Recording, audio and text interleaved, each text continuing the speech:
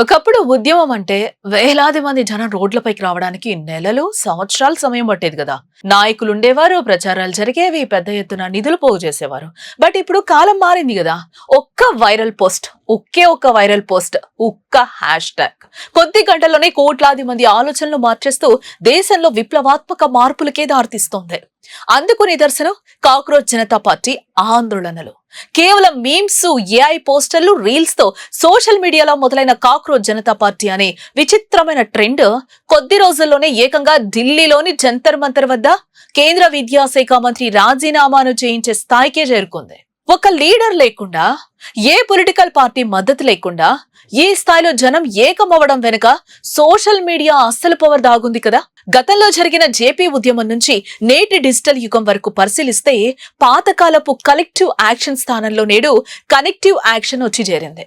Arab spring, black lives matter, me too movement వంటి సంఘటనల తరహాలోనే నేడు నిరసన తెలపడానికి ప్రజలకు ఏ యూనియన్లు, ఏ ఆఫీసులు అవసరం లేదు.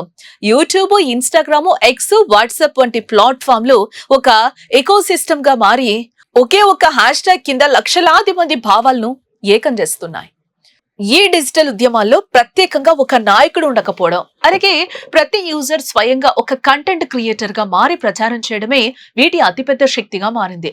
నిర్దిష్టమైన ఒకే లీడర్ ఉండకపోవడం వల్ల ప్రభుత్వాలు లేదా అధికారులు ఈ నిరసనలను ఒక్క దెబ్బతో తొక్కి పెట్టడం కూడా కష్టమవుతోంది. నేటి యువత ఎదుర్కొంటున్న నిరుద్యోగం, పెరుగుతున్న ఖర్చులు, భవిష్యత్తుపై ఉన్న నిరాశే ఇలాంటి డిజిటల్ ఉద్యమాలకు ప్రధాన ఇంధనంగా మారుతున్నాయి. ఈ కాక్రోచ్ జనతా పార్టీ ట్రెండ్ ఈ రోజు ఉండొచ్చు, రేపు మారొచ్చు. బట్ సోషల్ మీడియా వల్ల ప్రజాస్వామ్య వ్యవస్థలోనూ, రాజకీయ పోరాటాల స్వరూపంలోనూ వస్తున్న ఈ మార్పు మాత్రం చాలా శాశ్వతమైంది. ఈ డిజిటల్ విప్లవం కేవలం ఇంటర్నెట్ సరిహద్దులకే పరిమితం కాకుండా భౌతిక సమాజాన్ని సైతం శాసించే స్థాయికి ఎదిగింది.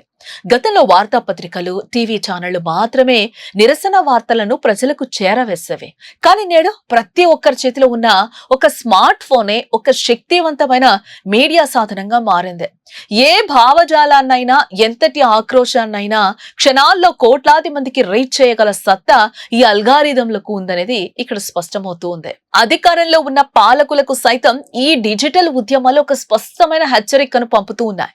నాయకుడు లేని ఈ తరహా నిరసనలను అణచివేయడం చట్టసభలకు, ప్రభుత్వాలకు ఒక పెద్ద సవాలుగా పరిణమించింది. యువత ఆలోచనలు డిజిటల్ ప్లాట్ఫామ్లతో తోడైతే ఇలాంటి సంచలనాలకైనా దారి తీస్తుందనడానికి ఈ ట్రెండే నిదర్శనం.